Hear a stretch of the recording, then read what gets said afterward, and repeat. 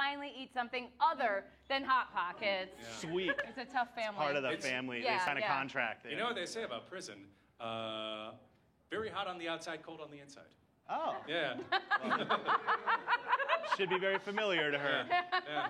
Business tycoon Warren Buffett made the news this week when he finally upgraded from an old flip phone to an iPhone 11. That's true. However, after paying the full price for his new iPhone, Forbes magazine reported that Buffett is now only a millionaire, no longer a billionaire. Those phones are expensive. Yeah.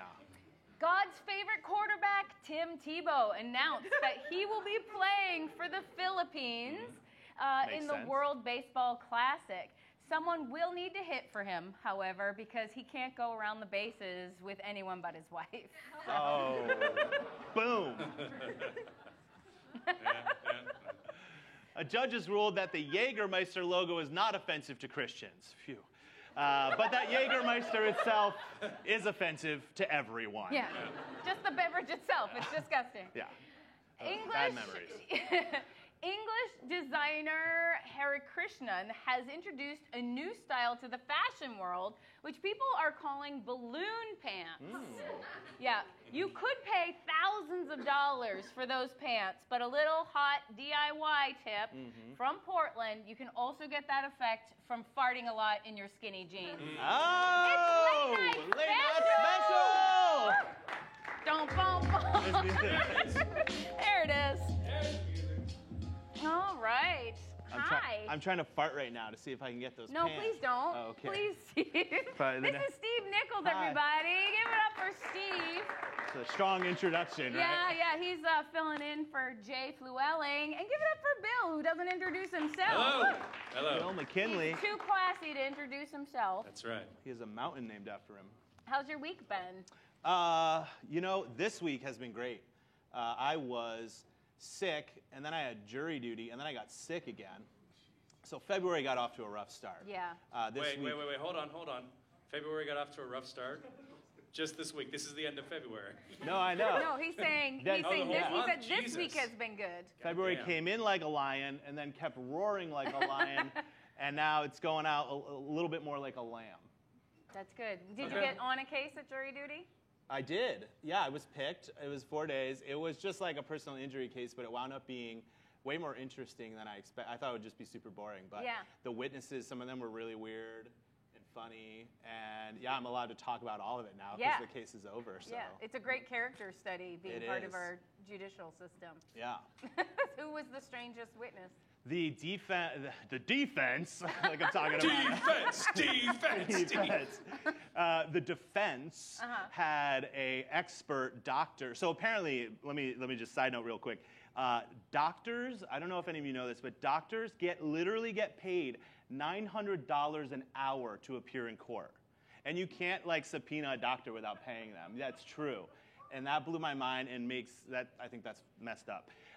But yeah, so anyway, they had these people there who were making like $3,600 to basically just skew the medical analysis to their side, and they each had a doctor. And the one on the defense was just so unbelievably rude and defensive to the plaintiff that it like made them look bad. Wow. It made me more sympathetic to the plaintiff because Right. I'm like, if you're a doctor, if Right. you have to be like this melodramatic and obnoxious, I'm not buying what you're selling. You're supposed to be like a neutral arbiter. Yeah. The whole thing was illuminating, to say the least. Oh. Yeah.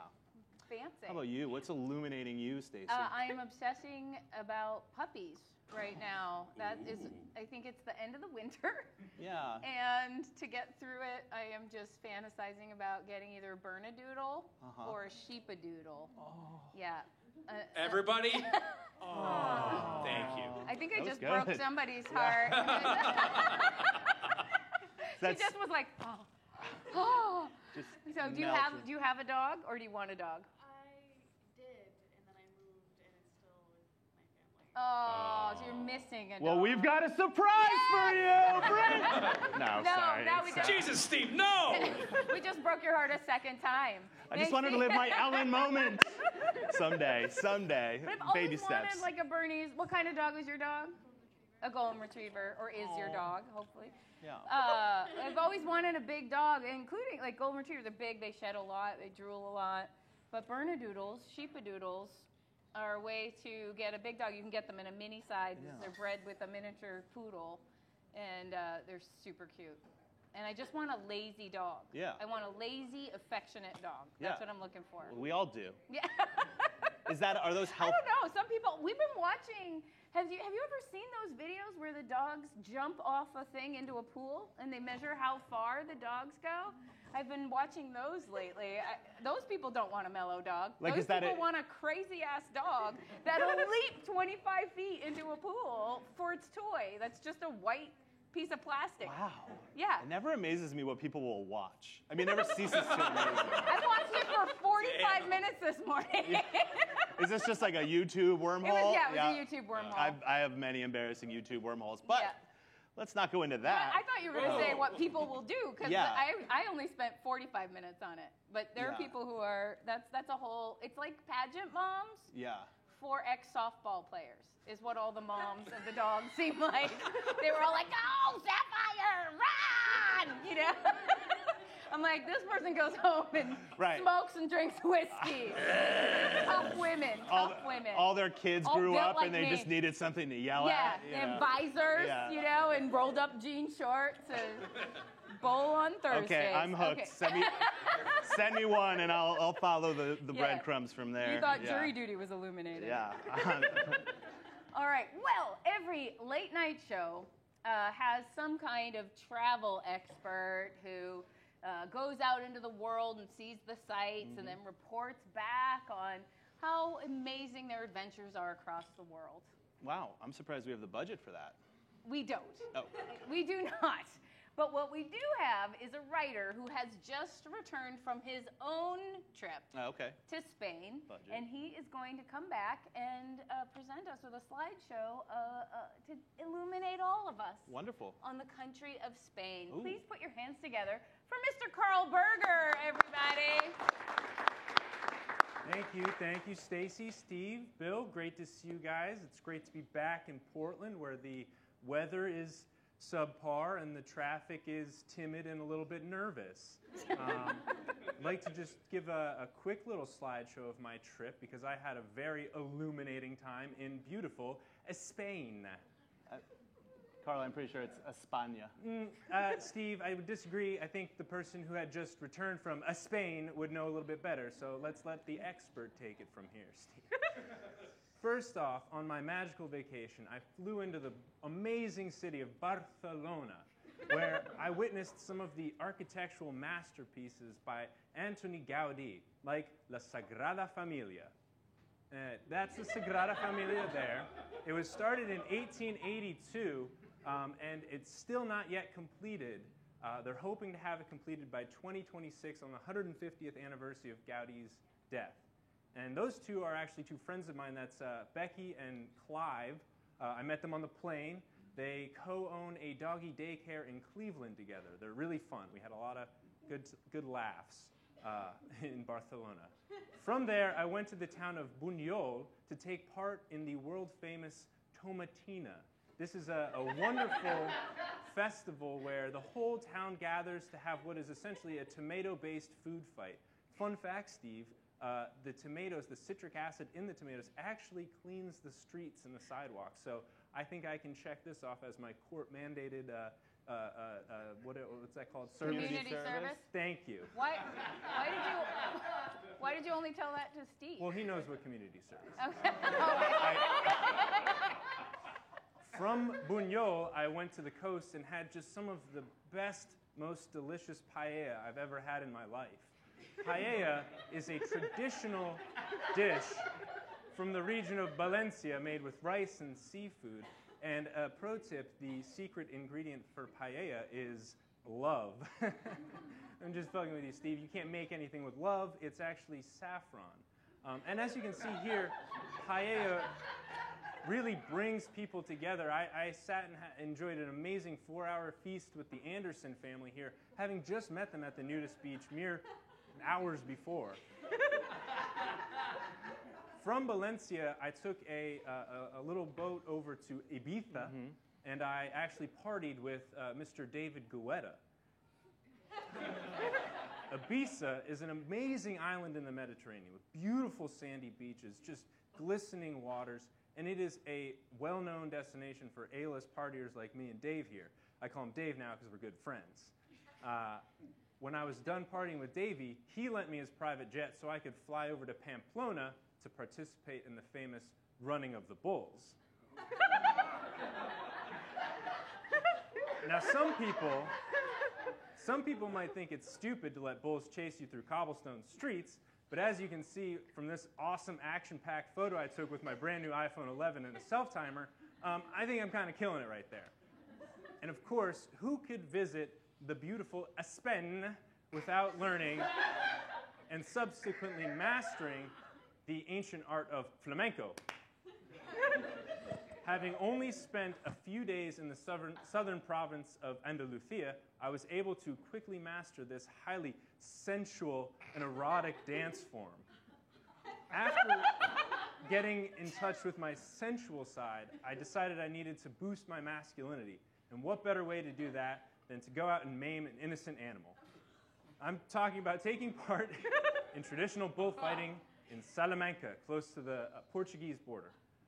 Now, to most of you, taunting and harming a peaceful and innocent creature is just appalling and awful. But I also have an iPhone and an Amazon Prime account, so this was kind of the least awful thing I did on my whole trip. My entire journey in beautiful Espagne came to a full circle conclusion when I went back to Barcelona to catch my flight to the United States. But before I did, I had a hot, sizzly, romantic, and confusing evening with Javier Bardem and Penelope Cruz. It was a wild romp that some critics have called simultaneously intoxicating, suffused with sadness and self-doubt. Carl. Yes, Stacy. You did not star in a film with. No, I took that I'm picture. wondering if you even went to Spain. Your bull, the running with the bulls photo, your head wasn't even all the way over the head of the other person. I was running that fast. Yeah. Carl, it really looks like you just haphazardly photoshopped all of these photos, maybe in an afternoon. Whoa, excuse me, Steve. I'll have you know I haphazardly photoshopped those photos during my entire 2-week vacation in Spain. So, joke's on you. I guess. All right, give it up for Carl Berger, everybody. Who didn't pronounce España twice the same way. No. Every time was different. And yet nailed the pronunciation of everything else. He did. I found that interesting. He did. He even had the little TH in Barcelona. Yeah. Yeah, but can't say the name of the country. No. All Poor right. guy. Why did he keep pointing everything out to you also? Okay, anyway. I am very, very excited about our next guests, our musical guest. We have a little video to play beforehand, but I am thrilled to present to all of you Songs for Snowplow Drivers. Give it up. We're Songs for Snowplow Drivers. It's Mozart o'clock. It's Mozart o'clock, Chopin 30. Alright, let's do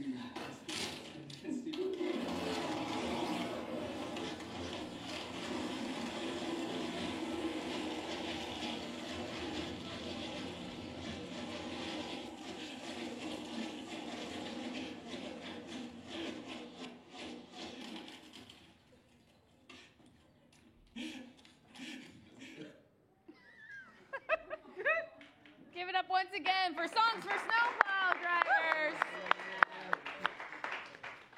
Hello. Hello. I gotta figure out what's going on with my amp really quick. Take your time. Oh, I figured it out.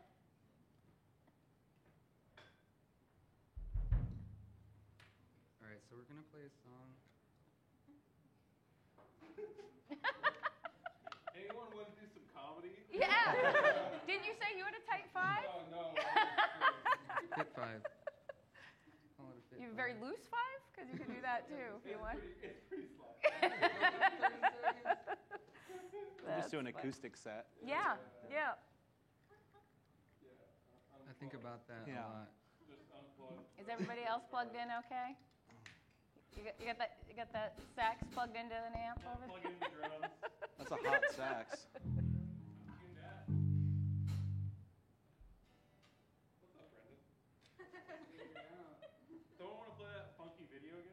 Yeah. We could. Play it backwards. All right, rolling.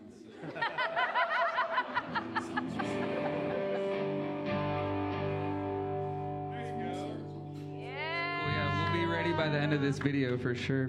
Yeah. Now give it up for Songs for by Snowplow We didn't plan that, I promise.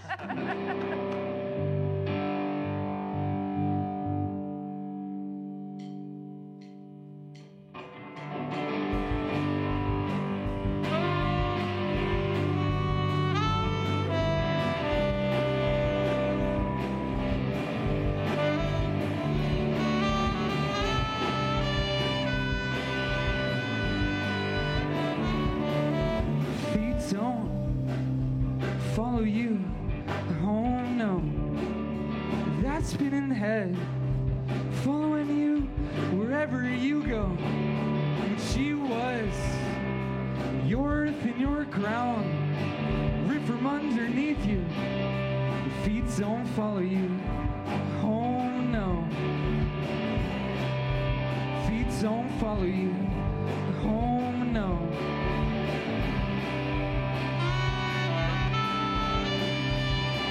And these bodies have their limits. That cold wind wailing on your window can wail all night long. No limits, no regards for this body. Left across town, feet don't follow you home. Screaming at the wind on even the coldest night could put me in the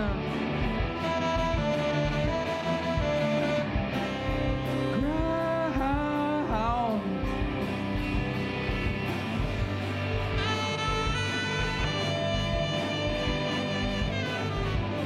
90, following you south to Oregon City, watching the fog rise into clouds, feeling the stomach heave towards the chest, this mess of a heart, wallowing south to Fresno, east to Bullhead City, cicadas screaming and you're screaming back. That cold summer night breeze wailing through the cracks of your windows. Cold summer night breeze wailing through the cracks of your windows. These bodies have their limits. That cold wind wailing on your window can wail all night long. No limits, no regards for this body. Left across town, feet don't follow you home. Screaming at the wind on in the coldest night could put me in the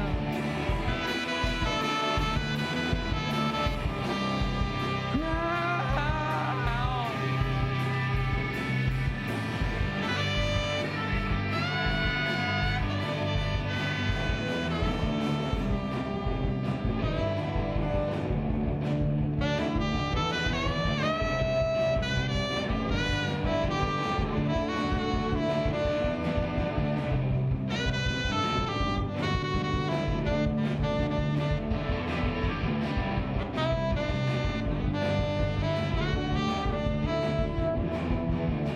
This time of night don't fail to bring the coldest winds they wail through your creaking window. Missing his chest against your back, oh, never failed, no. To bring the heat, screaming at the January winds, not even the coldest night could take me, no.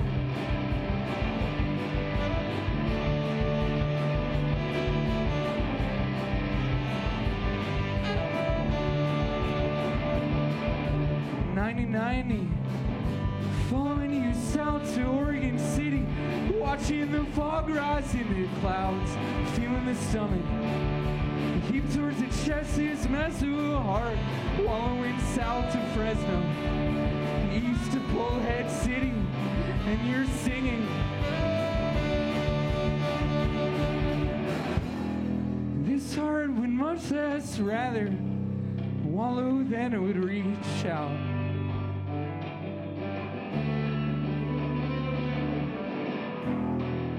This heart would much less rather wallow than it would reach out.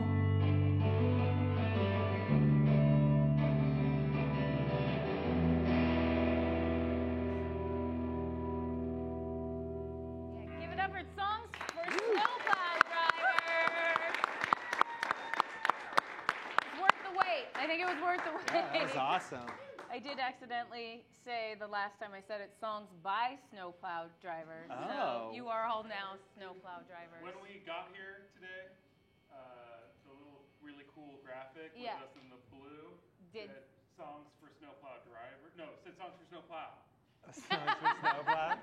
Just for the snowplow itself. You know, they're a miracle, right? Yeah. When I was in Boston for Christmas time, I was there in Did someone just cheer for Boston? Yeah. Are you from Boston? Did you go home for the holidays? Did you get caught in the 2 snowstorms back to back? I did. I was in northern Mass, so maybe I was about 45 minutes north. And Yeah. my first flight was directly in the middle of the first snowstorm, and then I pushed it back, and it landed right in the middle of the second snowstorm, which was amazing. And the snow plows were out. Like, it's just here, we all know, snow happens, there's no plows. There, everybody Yeah. has an attachment to put on their car. They become a snow plow. So they don't need as many songs. No, I think they deserved all Right. the songs because people were out on the road the Getting it next done. day. Yeah. Yeah. It does not shut anything down. Yeah, the Snowplow Drivers here need like probably 4 or 5 albums of songs. 'Cause That's right. There's only 2 of them, and it The takes 2 of them, they're just forever. very Yeah. lonely in a bar by themselves listening to this band play.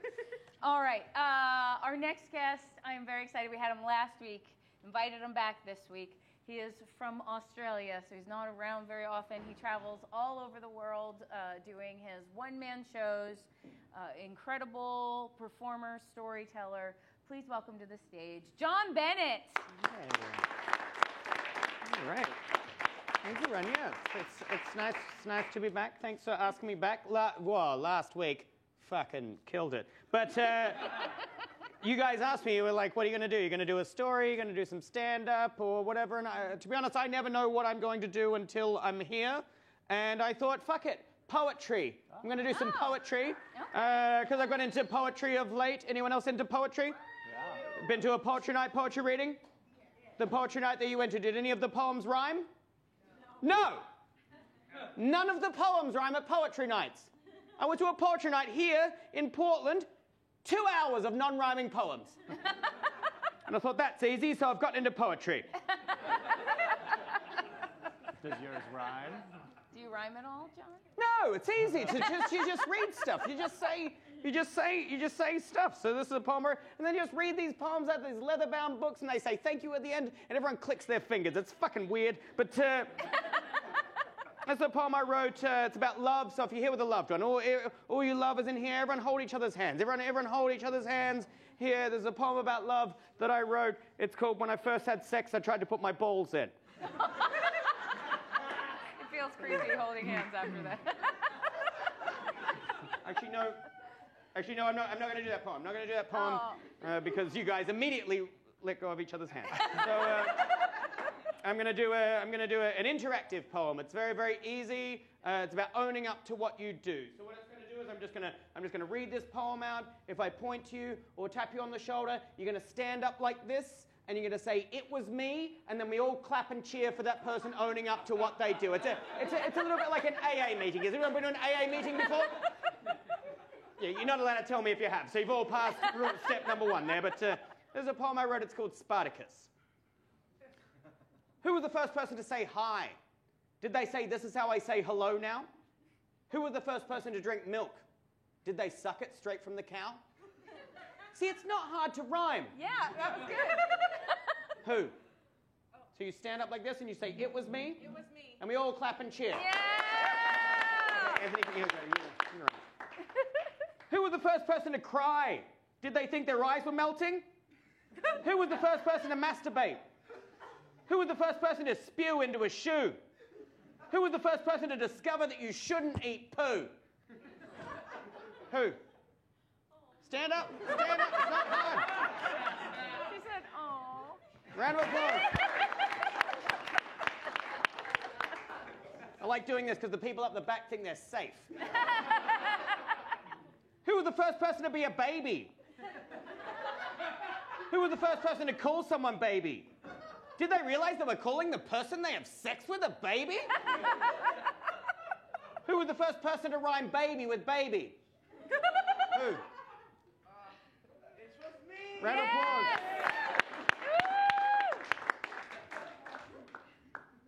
Who was the first person to jizz into a cup? Then pour milk on it. And then put the cup of milk into the fridge as a practical joke for the rest of the family. My brother actually fucking did that. My brother jizzed into a cup, poured milk on it, put it in the fridge as a practical joke.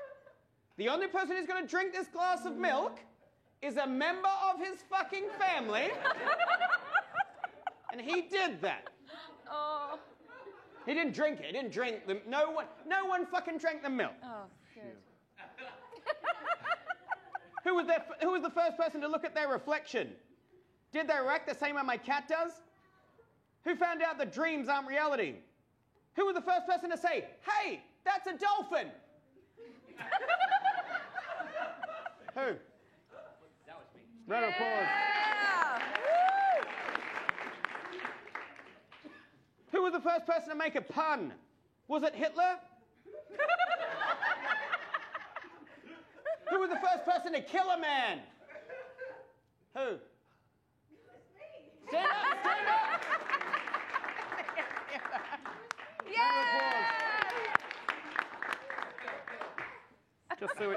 Just so we all know, she did just admit to murder. Who was the first person to press the button at a pedestrian crossing?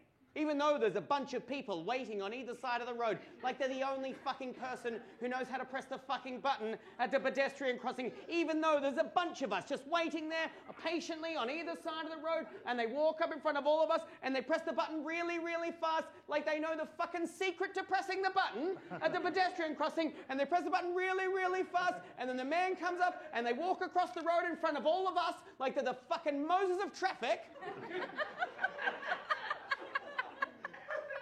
Who was that smug prick? Who? It was me. Thank you for getting the Spartacus bit. That's usually, yeah. Who was the first person to make a dated song reference in a poem that didn't go so well in the first place? Who let the dogs out? Who? It was me.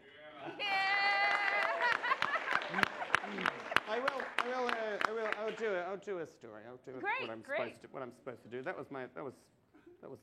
was better poetry than 2 hours worth. But I got this hat. I am from Australia. I got this hat. My dad bought me this hat. And has everyone seen these hats before? The traditional Australian hats, the bushmen and the farmers wear. My dad is a farmer. These are very traditional hats. The farmers and the bushmen, they wear these hats out in the hot Australian sun. It's very hot out there, and the corks hanging from the strings. Who knows what the corks hanging from the strings are for? Mosquitoes. Well, flies mainly. More flies, and a lot more flies, but stop the flies from buzzing in your face. A lot of flies in the outback in Australia, and the corks hanging from the strings and stop those annoying flies from buzzing in your face. That's what the corks hanging from the strings for. Stop those annoying flies from buzzing in your face.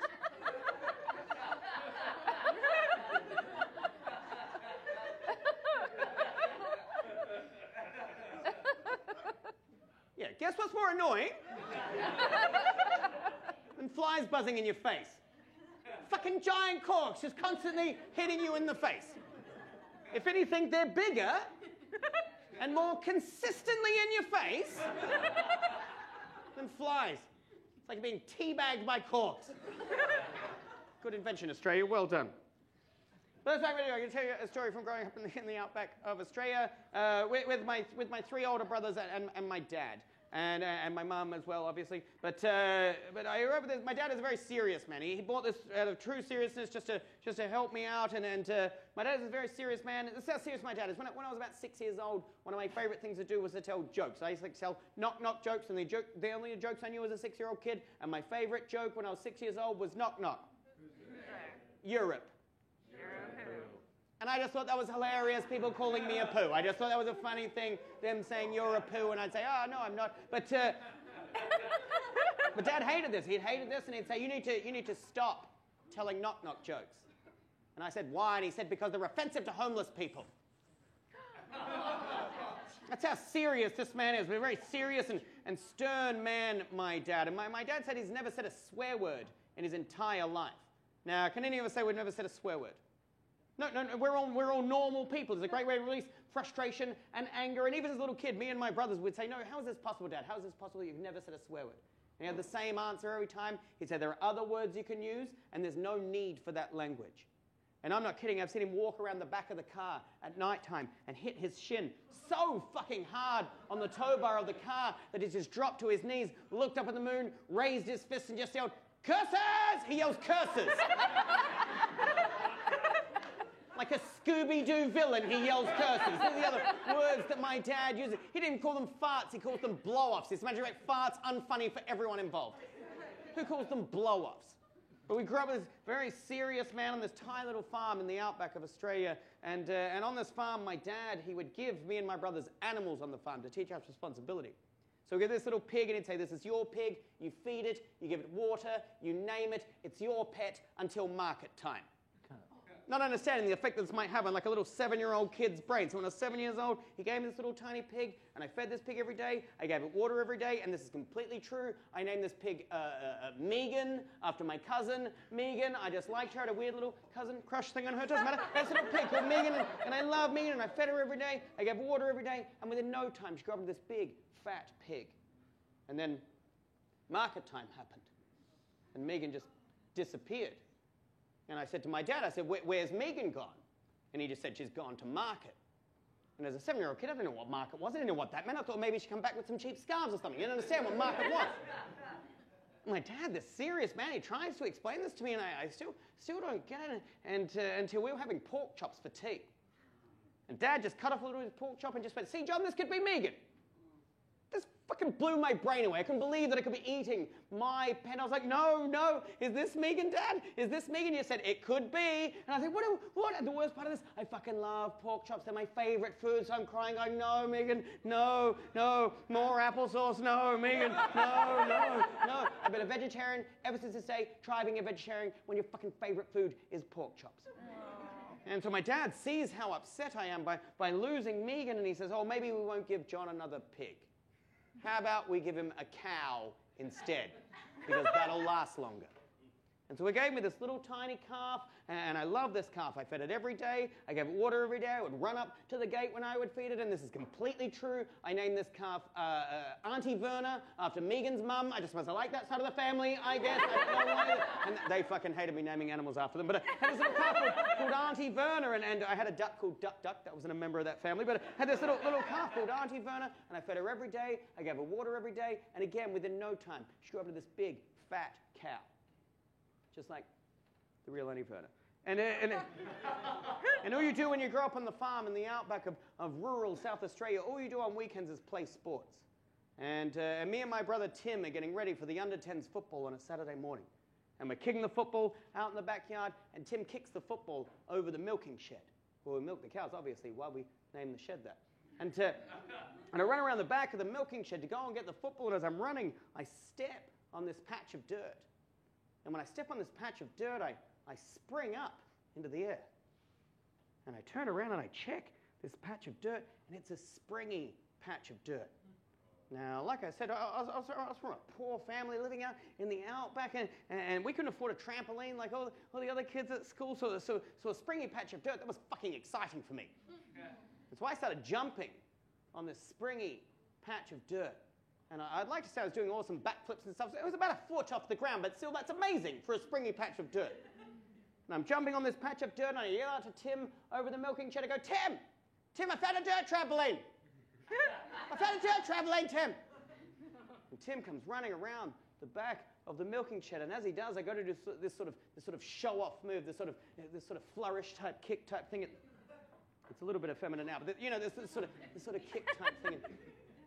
And for those of you who had trampolines as kids, the number one rule is you shouldn't wear shoes on them. You should definitely not wear football boots on them. And I'm all decked out in my under-10s football gear, and I go to do this show-off jump, and the stud from my boot pierces the fabric of the dirt trampoline. And this popping sound happens. And I fall into this hole, and these things, they dig into my legs, and the hole starts filling with this gray, thick fluid, and this smell fills my nostrils as I sink deeper down into this weird bog. I feel like Artax, Atreus' horse in Neverending Story, just slowly sinking down. Does everyone remember Neverending Story? Remember that horse that fucking died of sadness? Remember that? Anyway, I feel like Artax, Atreus' horse, just sinking down, and I look up at Tim, my brother, who's watching the whole thing, and just go, "What's happening?" And he just runs away, leaving him this hole up past my legs, and I cry out for help. And my dad hears my cries. He walks around the back of the milking shed, sees me in this hole, picks me up out of the hole, carries me to the front lawn, puts me on the lawn and gets the hose and starts washing off my legs. And as my dad is cleaning off my legs, I'm crying, and I say, "What was that, Dad? What was that?" And it's then that Dad tells me that 2 days earlier, Auntie Verna, my pet cow, had died, and that he had buried her out the back of the milking shed. And then he just nonchalantly describes to me that when animals die, they become fat and bloated and full of gas and fluids. Oh, God. And I realized I'd been knee-deep in Auntie Verna. Oh. And I cry some more. And again, my dad, this serious man, he doesn't realize the effect it's having on a 7-year-old kid's brain. Just roughly finishes washing off my legs, puts me on the back of the truck, won't let me ride in the cab with the rest of the family, and we go to the under-10s football. And some people have said it was the smell or the fact that I had half a dead cow on my legs. That morning, I was untouchable in the under-10s. 9 goals I kicked on that day. 9 goals I kicked. As soon as I kicked the football, it was covered in cow guts. None of the other kids wanted to touch it. 9 goals I kicked on that day. So I'm here just doing some fundraisers for Australia. The place where I grew up has actually, a lot of it has been completely burnt down. A lot of my family lives on a place called Kangaroo Island. It's this little island off the coast of Australia, and half of that island has been completely burnt. National parks, over 1 billion animals have been killed in these fires. And I know, I've realized this, no one seems to care about this anymore. Coronavirus has happened, we're all past the fires in Australia, but they are still happening. My mum called me up the other day. Now there's fucking floods and mudslides, and all of these animals. We need to do stuff to get these animals back. So I'm selling some buttons in the corner there and at the bar. They say, "I love meth." That's from a show that I do about my brother becoming a meth head and going to jail. It's a pretty lighthearted tale, that one. There's other buttons that say, "I pretend things are a cock." That is a show about me traveling around the world, making everything my cock. Yep, that's a show and a button and a calendar. And then I've got another show about my dad, which this story was from, which just says, "I don't like jokes," because he actually did say that. He said, "I don't like jokes," and I said, "What do you mean?" He said, "I just don't find them funny." Jokes, it means all jokes in the world. And so that money that I raised from selling these buttons actually is going to go straight to my family on Kangaroo Island. There's not going to be any middleman or going to admin fees for charities. It's going straight to them to give to the wildlife rescue on Kangaroo Island. There's a small little gnat-type rat animal that could be completely extinct and only lives on Kangaroo Island, and they're still trying to find them and trying to raise enough money to sort of put into the effort to save them. So any money you give will be really, really helpful. So thank you very much, everybody. Give it up for John Bennett!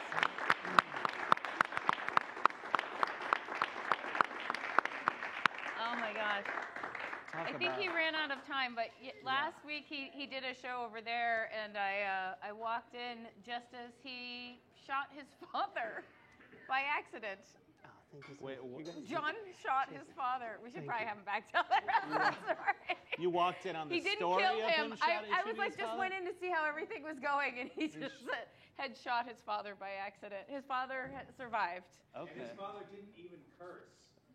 I think he did. John, are you still in here? He said, "You fucking shot me." Yeah.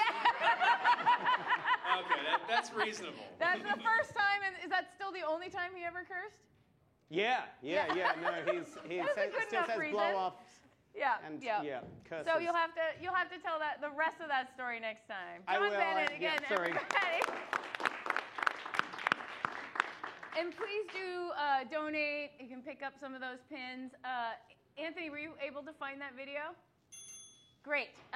Just to bring it home, so John mentioned that, like everyone thinks Canadians have moose walk up and down Americans, we don't know anything about other countries. Yeah. So Canadians, people always ask Canadians, like, are there moose walking down your street? And the Canadians love to lie and say, yes, of course we do, but they don't. And in Australia, it's the same thing with kangaroos. But since the fires, people have been holding koalas to help them survive. And John's brother has taken in 2 kangaroos into their home. And so this is a video from John Bennett's Facebook. Did it freeze? Oh, there it is. Oh my God. It just jumps in. He can hold his shirt open, and the kangaroo will just jump in his shirt. Oh. It's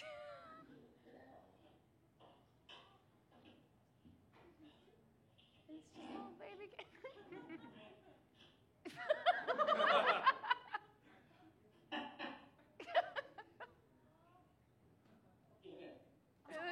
Just the ears. There it is. Yeah, so when he says he's giving money to help the animals, he is directly helping animals on Kangaroo Island. So give it up for John and his brother for taking in those kangaroos. All right, we're excited about our next guest. He came in July. He is running for Portland City Council. He is a Metro councilor. Please welcome to the stage, Mr. Sam Chase. Woo! Hello. Thank you. Come on in. Have a seat. Have a seat. Thank you so much for coming back. Yes, absolutely. Is this all warmed up? It It is. It's all warmed up. I noticed that. I was watching. Yeah, you're Have welcome. you ever adopted a kangaroo before? I have not. It was pretty amazing. Well, that's all the questions we have. Yes, yes, give it up for Sam Chase, everybody. So you are running for Portland City Council. Yes, I am. And has that formally begun yet, the process? Is this the kickoff right now It of has. your campaign? Herein is the kickoff. Yes, in our minds, at least here.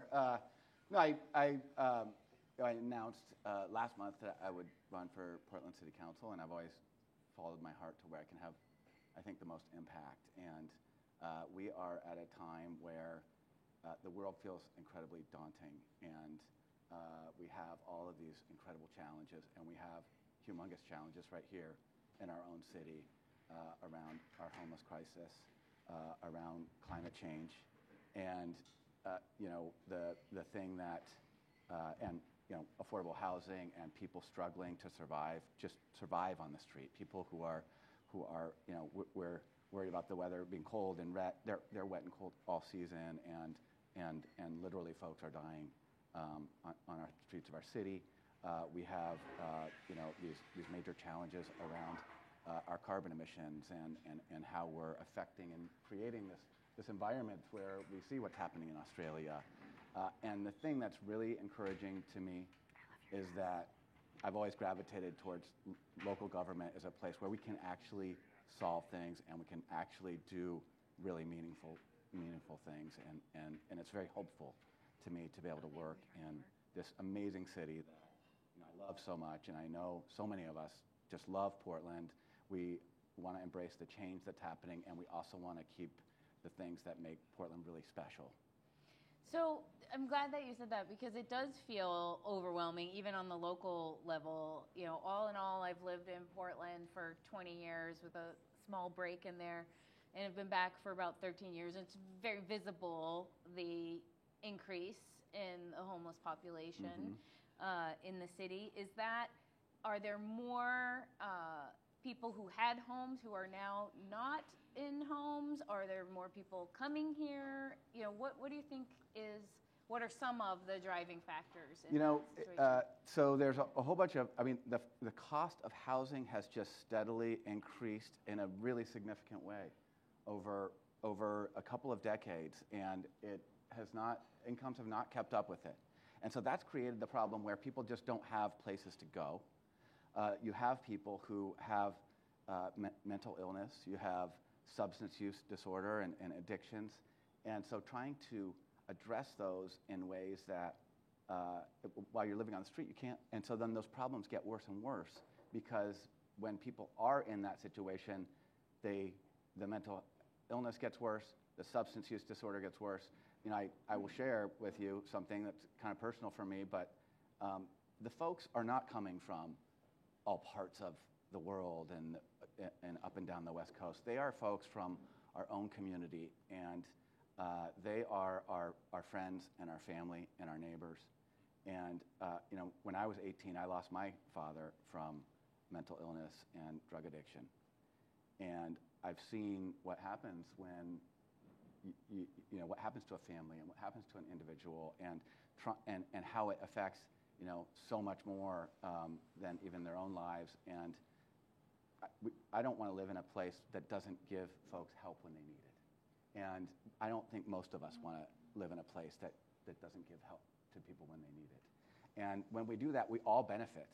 We all benefit when folks have a place to live and get the services they need. And we really can solve this challenge.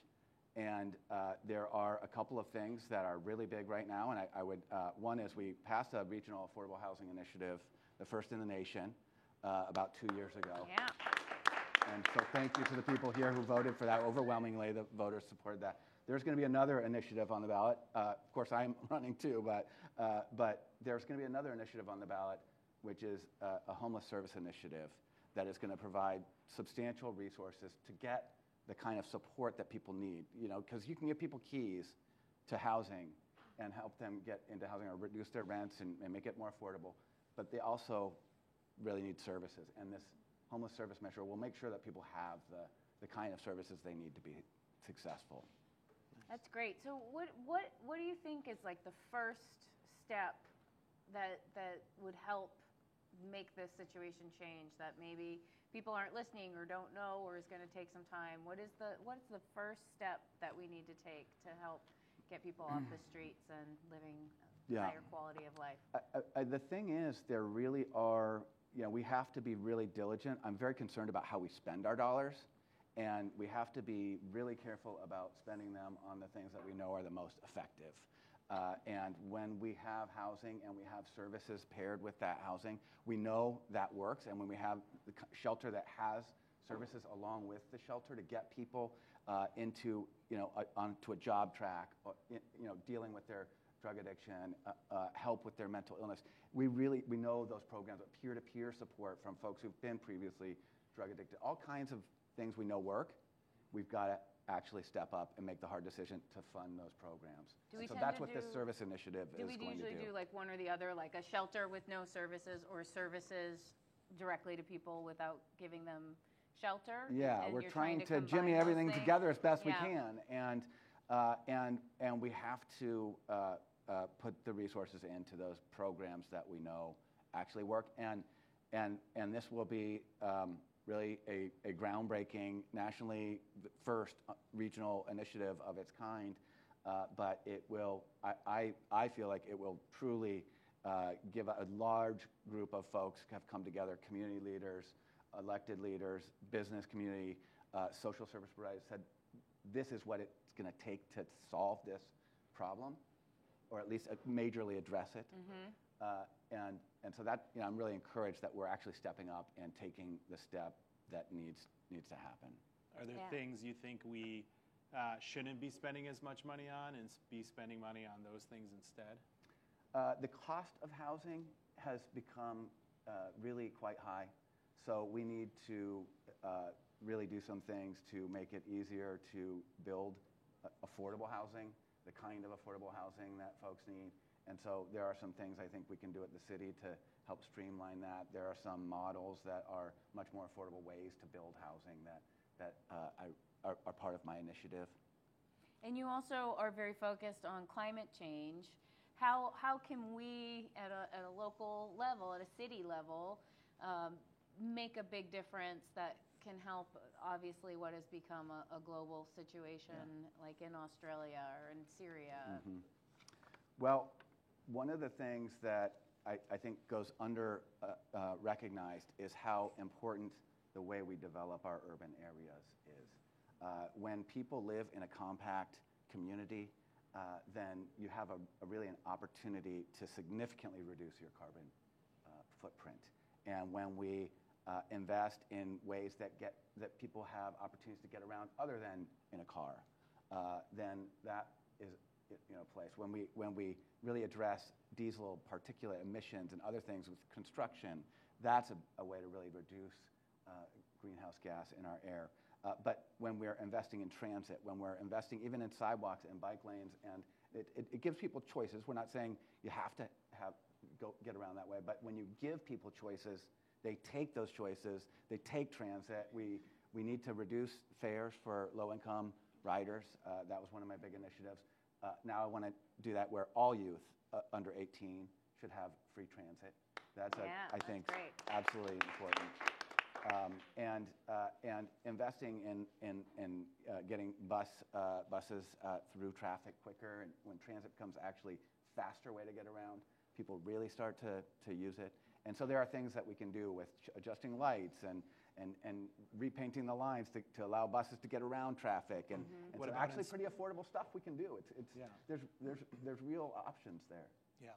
I love the bike lanes like on Rosa Parks where you actually have the street, then you have the cars that are parked, and then you have the bike lane. So you really feel isolated from the street and a lot safer. You know, I love riding my bike. I love riding my bike around the city. But my parents never rode bicycles. They grew up in very busy cities, and they put like the fear of God in me. So I am always a little nervous on my bike. So that I think is something really special about our city, and an evolution of something that already was bike friendly becoming even more bike friendly, which is great. Yeah, separating out the bike lanes and having them really feel separate from the really busy traffic gets a lot more people using those bike lanes. That's great. Well, in this role, you're going to have to juggle a lot of different things, and it is a requirement that city council members are able to juggle. So we wanted to challenge you to see how well you can actually juggle. I've got some juggling beanbags here, and I was wondering if you can see how good you are, if you're actually able to juggle at all. How much did you pay for these? These are socks filled with beans that are haphazardly sewn. They were $200. Did you spend all the... I bought them on Alberta.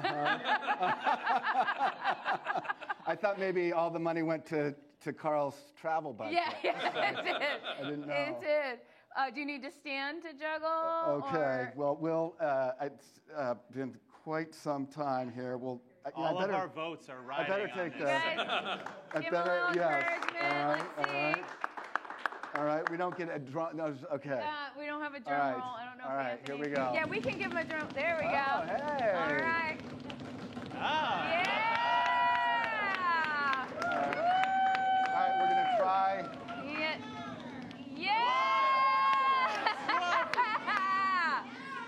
You're a hustler.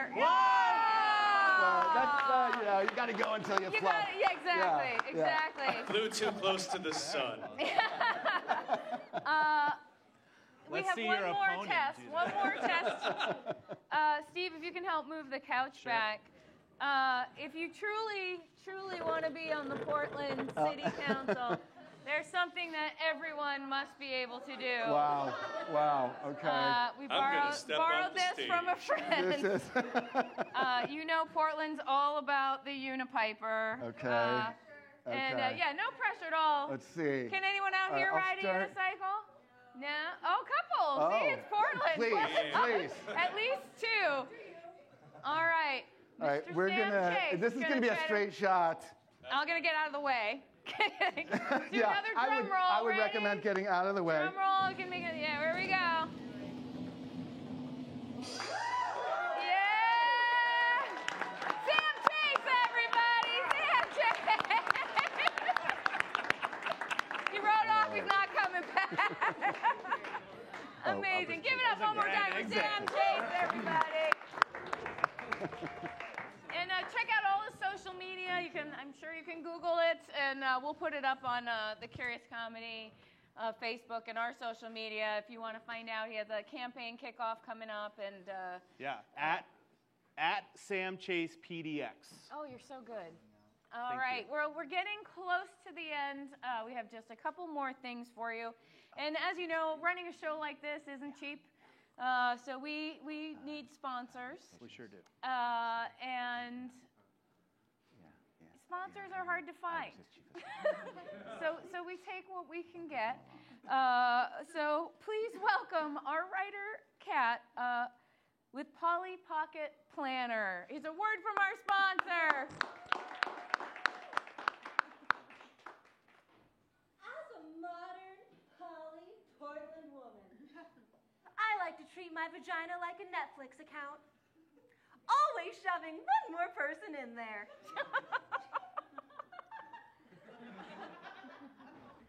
But sometimes it can be hard to keep track of everything. Like who doesn't like salt and straw and who doesn't like doing cocaine through a straw. And now I don't have to with the Polly Pocket Pussy Planner. The Polly Pocket Pussy Planner is an organizer and planner all in one. You can schedule your dates for the week and also keep track of important details about each partner, like what's their favorite color? What's their favorite sexual position? What's their favorite sexual position when they're visiting their parents? Do they believe in aliens? Do they believe in Batman? Which new seasons is their favorite new seasons? And most importantly, which one of them is a vegan socialist in a band? I'm just kidding. They all are. The Polly Pocket Pussy Planner can even help you figure out how many hours a week you should spend with each partner. To calculate, simply take the number of streaming services they have access to, divide that by the number of roommates, and then multiply by how many inches their bed is off the ground. And just a reminder, any number multiplied by 0 will be 0. Because you deserve to fuck on a bed frame. So, get the Polly Pocket Pussy Planner today. Because it takes a planner to fuck a village. Yay!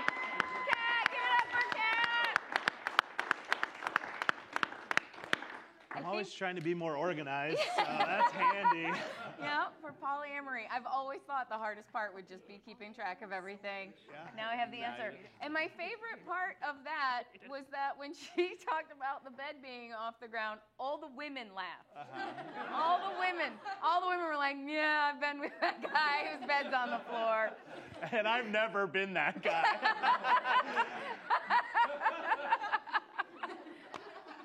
Oh my goodness. Well, it has been fantastic. We have one more song for you.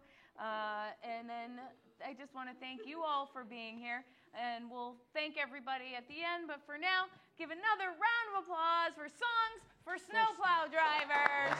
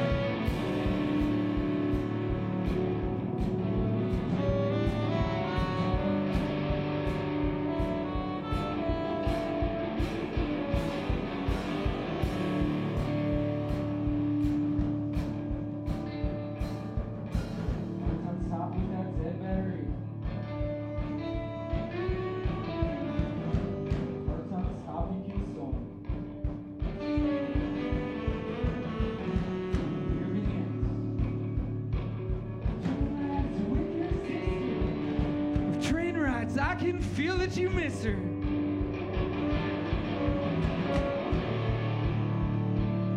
Oh, to escapism. In this car with the dead battery, I escape in your vignettes.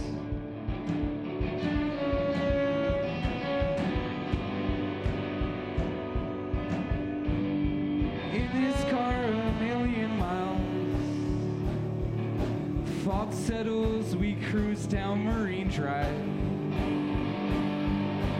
Fog falls below on our way up Highway 30. Today my neighbor woke me up with the leaf blower. Last week you woke me up by unzipping my sleeping bag. Didn't want to miss the sunrise. On top of Lark Mountain with a dead battery, I escaped in your poetic ways.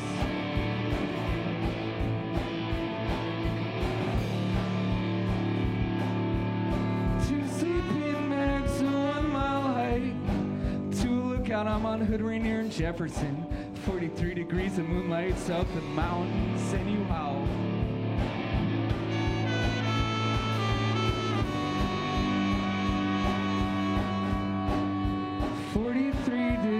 The moon lights up the mountains and you howl.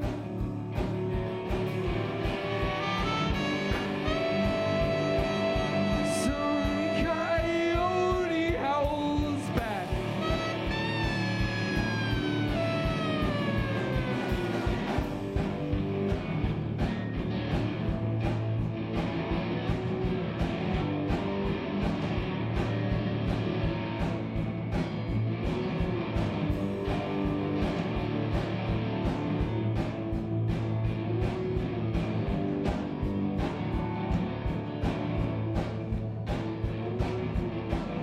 Swindoo mailman looked like James Dean.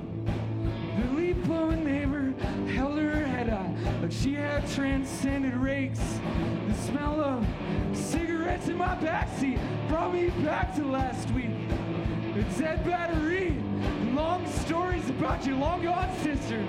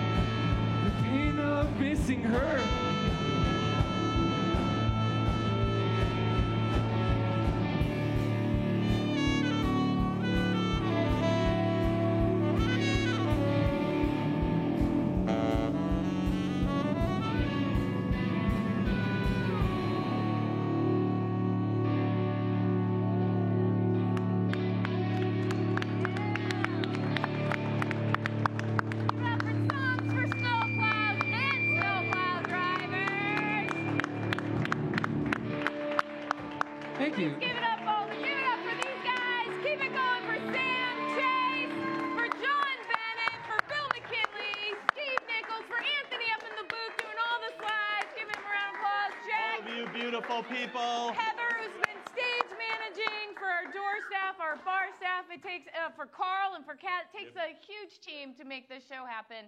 And it would be a waste of our effort if you all weren't here. It would be weird. It would be very weird if we're doing it by ourselves. Yeah. So one last round of applause for you. Thank you so much for being here. Thanks to everybody. Have a great night. Good night.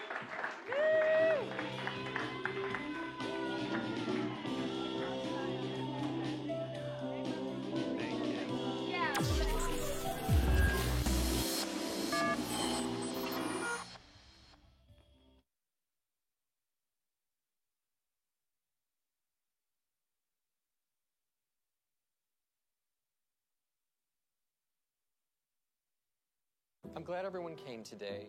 Lance and Lana, I believe you've got something you wanted to share. I needed to find something to fulfill my urges. Hey! Get out of here, you nasty! Lance, the humper, he traumatized